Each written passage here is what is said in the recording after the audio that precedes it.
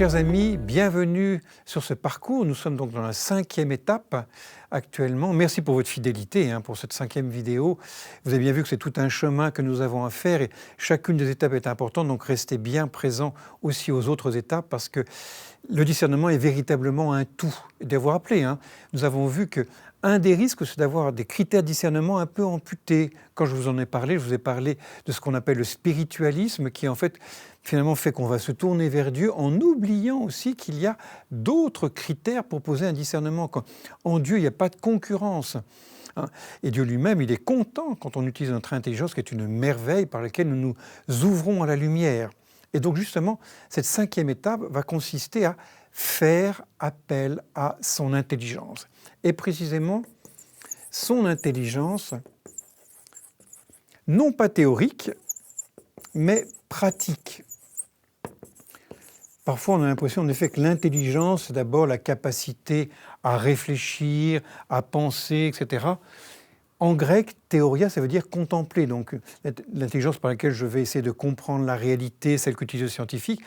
Là, nous parlons d'intelligence pratique, c'est l'intelligence qui est mise en œuvre dans l'action. Autrement dit, l'intelligence pratique, c'est l'intelligence de l'action. Et donc, faire appel à cette intelligence, Dieu nous demande de faire appel à elle. Et que si nous n'opérons pas notre part à nous, lui-même ne va pas travailler. Rappelez-vous, c'est quelque chose d'assez fascinant dans l'Écriture, de voir que jamais Jésus ne crée. Dans les miracles de Jésus, toujours soit il transforme, par exemple, l'eau en vin, soit il multiplie, mais si je n'ai pas d'eau, si je n'ai pas de pain, il ne fera rien. C'est autrement dit, Dieu honore la créature et demande que nous déployions les capacités qui sont en nous. La religion catholique, c'est la religion du et Dieu et la créature, et le plus haut et le plus enraciné. C'est le mouvement même de la croix. Donc, comment déployer cette intelligence pratique? Et je pense notamment au passage, saint Augustin a presque dit que c'est le moment le plus important de la parabole de l'enfant prodigue. Bien sûr qu'on voit bien quand il va partir. Donc, parabole de l'enfant prodigue, c'est Luc 15, verset 11 à verset 32. On voit bien cet enfant qui va partir au loin et qui après ça va revenir redécouvrir son père. Donc on se rappelle bien le début et la fin. Est-ce que vous vous rappelez le moment où tout bascule? C'est le verset 17. Il est très court et souvent, on n'y prête pas assez attention. Saint Augustin, qui a calqué son cheminement de conversion sur celui de l'enfant prodigue, était extrêmement attentif. Le verset 17, c'est « rentrant en lui-même ». Rentrant en lui-même. C'est le moment de l'intériorité. C'est le moment où il fait appel à son intelligence. Quand il était dans le péché, comme dit saint Augustin, il se ruait vers les réalités extérieures qu'il adorait, qu'il idolâtrait. Et après ça, il va remonter jusqu'à Dieu. Mais le passage de l'extérieur à Dieu qui est supérieur passe par le moment intermédiaire que le moment de l'intériorité, donc le moment qui fait appel aussi à l'intelligence et à la liberté. Alors, pour décrire un petit peu cette intelligence pratique que nous mettons en œuvre dans le discernement, je vais faire appel à un certain nombre de critères et de questions importantes. Premier critère, un discernement se pose entre ce qui est possible et ce qui est impossible. Donc, premier point important, le discernement entre le possible et l'impossible. Vous allez me dire, mais c'est une question évidente. C'est à voir. Il va de soi que si le discernement, c'est de voler comme Superman ou de marcher sur la Terre, là, il n'y a pas vraiment de discernement. Mais je vais vous donner un exemple personnel.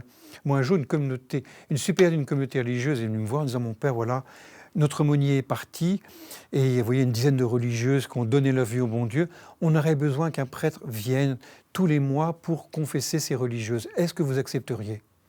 Bon, je suis touché par la demande, touché bien évidemment par ces personnes qui veulent donner leur liberté à Dieu. Je me dis, bon, je vais d'abord prendre le temps de voir, et j'en parle à mon père spirituel, homme de sagesse, qui me dit, Pascal, étant donné toutes les missions que tu as à faire, est-ce que tu peux? Je regarde, je dis, non, c'est clair que si je dis oui, quand je vois, ça va quand même me prendre plusieurs heures par mois, concrètement, il va falloir que je réduise d'autres missions. Or, Pascal, tes missions font partie de ton devoir d'État.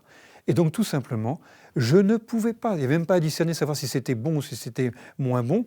Tout simplement, je ne pouvais pas. Donc, premier critère, le possible et l'impossible. Deuxième critère important, vous vous rappelez ce qu'on a dit sur le discernement prudentiel. nous avons à discerner entre un bien et un autre bien. Ce point-là aussi est important. On a bien vu qu'on n'a pas discerné entre un bien et un mal, ça c'est ce qu'on appelle le discernement moral, ça relève de la formation ou de l'information. On peut lire le catéchisme de l'Église catholique dans sa 3e section qui donne beaucoup de critères. Le discernement prudentiel, c'est entre un bien et un bien. Multiples exemples entre ce travail, cet autre travail, compte tenu que tous les deux sont conformes à la moralité, aux mœurs, etc. Mais je dis aussi autre chose. Nous n'avons pas à choisir le meilleur bien. Parfois, nous croyons que de façon rigoriste, nous avons toujours à choisir le meilleur bien. Faux. D'ailleurs, il y a tout un débat dans l'Église par rapport à ça, qui a été tranché par quelqu'un qui est le docteur moral de l'Église, s'appelle Alphonse de Liguori, et qui nous dit que dans ce domaine-là, nous sommes juste tenus, donc là c'est d'obligation, à accomplir le bien. Ce qui est le meilleur, c'est de l'ordre du conseil, de la possibilité, mais parfois, le bon Dieu ne passe pas par le meilleur. D'ailleurs, par rapport à ça, c'est intéressant de voir comment saint Paul lui-même parle. Romains 12, verset 2. Nous devons discerner quelle est la volonté de Dieu. Romains 12, verset 2. Donc ça, c'est vraiment notre travail à nous. Romains 12, 2, c'est discerner la volonté de Dieu. Ensuite, il va dire discerner ce qui est agréable au Seigneur. Éphésiens 5, 10. Donc, ce qui est bon. Mais, Philippiens 1, 9, 10, il dit simplement « Je prie pour que votre amour augmente de plus en plus en vraie connaissance et sensibilité pour discerner ce qui convient, le mieux. » Très intéressant que pour ce qui est le mieux, saint Paul, il dit simplement « Je prie pour cela ». Donc ce n'est pas d'obligation. Troisième critère important, maintenant qu'on a vu que donc on choisit entre un bien et un bien qui est possible, un bien qui n'est pas forcément le meilleur, comment vais-je mettre en œuvre mon intelligence? Eh bien là, je vais mettre en œuvre donc un troisième acte, je vais peser le pour et le contre. Comment faire? Rappelez-vous ce que nous avons dit. Vous rappelez que toute décision se prend, tout discernement se pose entre un bien que je vais appeler A et un autre qui est le contraire, qui est non A. Épouser telle personne ou ne pas épouser telle personne, prendre ce travail ou ne pas prendre ce travail, partir dans cette ville ou ne pas partir dans cette ville, choisir cette école ou ne pas choisir cette école, etc. etc. Quand j'ai fait ainsi, je vais faire appel à mon intelligence et je vais mettre, vous voyez, je prends une feuille de papier, ça va être très concret et très incarné, une feuille de papier que je divise en deux. D'un côté, il y a l'option A, de l'autre côté, l'option contraire.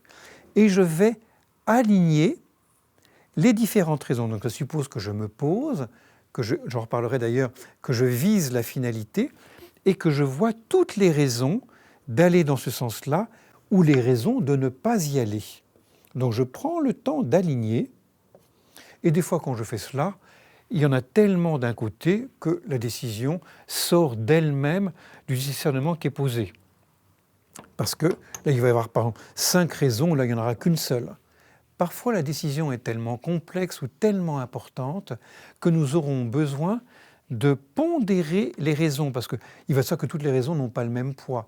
Si une raison, c'est en effet simplement, bon voilà, si je dois partir dans telle ville, les moyens de transport ne sont pas excellents, mais ils sont quand même pas très mauvais, ou là, véritablement, je n'ai aucune possibilité d'avoir des lieux de contact ou même une messe simple d'accès, il va de soi que ce critère de discernement peut avoir plus de poids. Donc, je peux aussi pondérer en disant là une croix, et donc là je vais compter les poids. Donc là vous voyez que pour poser ce discernement avec mon intelligence, je pèse le pour et le contre, je pondère et à la fin, tout simplement, je fais le calcul. Je vois un petit peu. S'il y a 5 bonnes raisons, là il y en a 3. S'il y a 15 croix de ce côté-là, s'il y en a 7, etc., etc.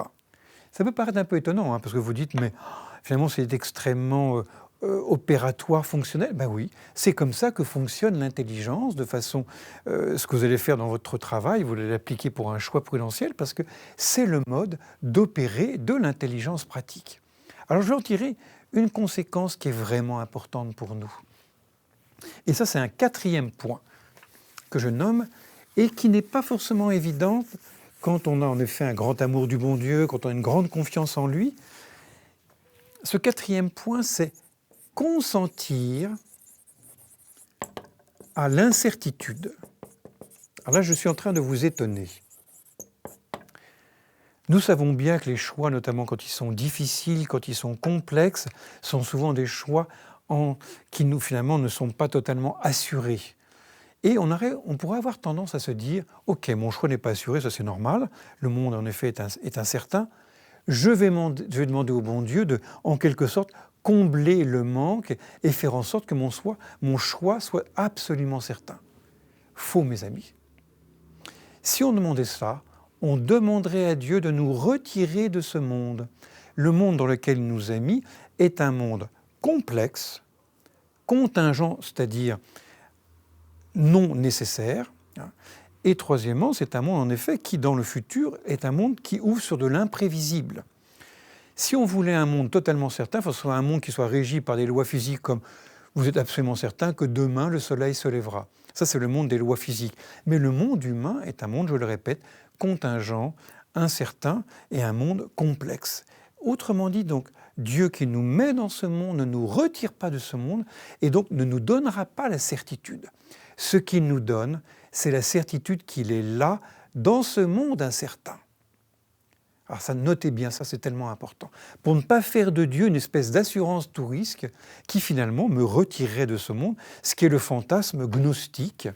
La gnose, en effet, estimait qu'il fallait changer de monde, alors que non, il s'agit d'être dans ce monde et d'aimer ce monde. Rappelez-vous la parole du psaume 22, tout à fait étonnante. On connaît bien le début, hein. Le Seigneur est mon berger. Et là, tout à coup, il passe de la troisième personne à la deuxième personne. Passerai-je un ravin de ténèbres? Tu es là. S'il parle à la deuxième personne, c'est qu'il parle d'expérience, tout à coup. Et qu'est-ce qu'il dit? Dieu ne le retire pas, le psalmiste du ravin de ténèbres, mais il promet qu'il est là. Donc ce point est tellement important, quand vous prenez une décision en prenant tous les moyens, votre décision sera là encore une décision complexe dans un monde contingent où vous pouvez vous tromper. Autrement dit, donc la certitude avec laquelle nous prenons une décision est une certitude raisonnable, pas une certitude absolue. Si on veut une certitude absolue, on serait dans le domaine des mathématiques qui n'est pas le domaine de l'action concrète, on serait dans le domaine de l'intelligence théorique et non pas dans le domaine de l'intelligence pratique. Je rajoute un point important. Non seulement il nous faut consentir à l'incertitude, il nous faut aussi consentir, ce serait un cinquième point, à l'échec. Ça paraît là encore étonnant. Si je prends le temps de prier, si je prends le temps en effet de demander au bon Dieu ce qu'il en pense, etc., donc on ne devrait pas échouer. Faux. Quand bien même en effet j'ai honoré les différentes étapes, il est possible que j'échoue. Vous choisissez, je ne sais pas moi, par exemple, telle école, vous avez pris le temps de discerner, vous avez pris conseil, etc. Donc vous dites non, c'est vraiment cette école-là qui sera bien pour cet enfant. Et là, tout à coup, vous découvrez que tel professeur est vraiment mauvais. Vous découvrez en effet que dans la classe, il y a d'autres enfants qui sont impossibles. Vous ne pouviez pas le prévoir. C'est absolument impossible. Et Dieu lui-même, je le répète, n'est pas là pour nous retirer des circonstances qui sont mauvaises. Il n'est pas là pour nous empêcher, éventuellement même de chuter si c'est tout à fait involontaire. Et donc, Dieu nous promet qu'une seule chose, c'est qu'il va naviguer avec nous. Et parfois, on doit naviguer même au phare anti-brouillard, si vous me permettez l'expression. La seule chose qu'il nous promet là encore, c'est que l'échec lui-même peut nous permettre d'aller plus loin si nous prenons le temps de le relire. Ça, c'est un point très important. Quand on vit un échec, très souvent, on a envie de le mettre de côté. Alors que ce qui est important dans un échec, c'est la leçon qu'on peut en tirer. Quelle est ma part de responsabilité, la part de responsabilité de l'autre? Et bien évidemment, dans ces cas-là, ces échecs sont une occasion pour nous de croissance si on prend le temps de s'arrêter. Donc, le discernement, là encore, ne nous prévient pas, au sens de médecine préventive, ni de l'échec, ni de la certitude, mais nous permet d'aller au mieux, je répète l'expression, avec des phares anti-brouillard dans des situations parfois un peu complexes. Et je rajoute un dernier point qui fait partie de l'intelligence pratique aussi, prendre le temps. C'est un point important Parce que parfois, c'est une faute contre la prudence, une faute contre le discernement, nous nous précipitons, étymologiquement, précipiter, prae caput, c'est partir la tête en avant. Et il y a une grande règle du maréchal Joffre que j'aime bien, il dit, pour la décision, il faut aller vite. Dans ce cas-là, la rapidité est nécessaire. Par contre, pour le discernement, il faut prendre du temps. Il faut prendre du temps pour le discernement. Quand on a décidé, par contre, là, il faut aller vite et de façon incisive et décisive. Donc prendre le temps, et là-dessus, on a des grands qui nous donnent de bons conseils par rapport à cela, par rapport au fait de prendre du temps. Je pense par exemple, Saint Vincent de Paul, je sais que voilà quelqu'un de prudent, Saint Vincent de Paul. Dieu s'honore beaucoup du temps qu'on prend pour considérer mûrement les choses qui regardent son service. Il y a un point intéressant aussi, je reviens juste sur consentir à l'échec. N'allons pas trop vite spiritualiser en disant voilà tel obstacle, c'est un signe de la volonté de Dieu. J'aime bien un exemple de la vie de Thérèse de Jésus, pas Thérèse d'Enfant Jésus, Thérèse de Jésus, Thérèse d'Avila, qui en effet un jour, les sœurs construisent à Saint-Joseph d'Avila un mur, voilà que le mur s'écroule, et une des religieuses, Donna Guillaumard, qui dit « Oh là là, mais c'est le signe que Dieu ne veut pas de ce monastère ». La Madré, qu'on avait vu d'autres, qui avait vraiment une grande finesse dans le discernement, il savait bien ces pseudo-diableries, dit « Le mur est tombé, qu'on le relève ». Et donc, ne parlons pas trop vite à la place de Dieu, n'interprétons pas trop vite non plus toute espèce d'obstacle comme étant un signe de Dieu. Plein d'obstacles font partie de la réalité et sont même parfois nécessaires pour que nous portions un meilleur fruit. Donc, nous avons donc fait appel à tous ces moyens pour pleinement déployer notre intelligence et pour que nous puissions poser cet acte de discernement. Vous allez maintenant voir s'afficher différentes questions pour que vous voyez un petit peu faire votre auto-évaluation. Je vous donne rendez-vous à la prochaine et 6e vidéo.